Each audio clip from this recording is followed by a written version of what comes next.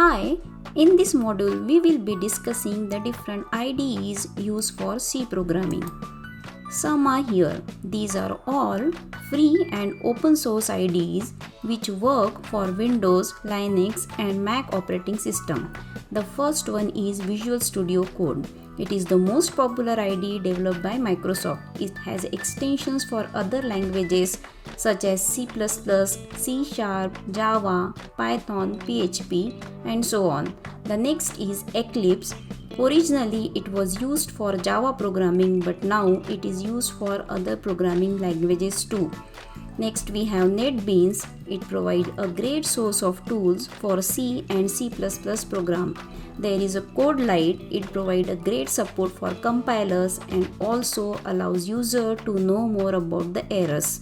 We have Dev C++. It is a full-featured IDE for C and C++ languages, and there are many more IDEs, but in this course we are going to use Codeblocks as it is powerful, easy to install and easy to use. It supports various pre-built plugins as well as custom plugins. So now let's download it. Open any browser. Here I am using Chrome and type codeblocks.org in the search bar. You can see this. Codeblocks is a free IDE for C, C++ and Fortran. So now click on Downloads and scroll down. Click on Binary Releases. Here you can see Codeblocks is available for Windows, Linux and Mac operating system. When we will scroll down, as Windows is installed in my machine, we will go with the Windows. Here there is a list of options. We will select Codeblock 20.03 MinGW setup.exe. Codeblock is an editor with built-in MinGW compiler. So we have two options from which we can download. So we are going to select this.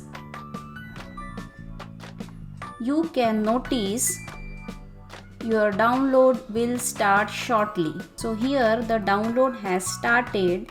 It may take a couple of minutes depending on your internet speed. You can see here download is going to complete. So it is completed now.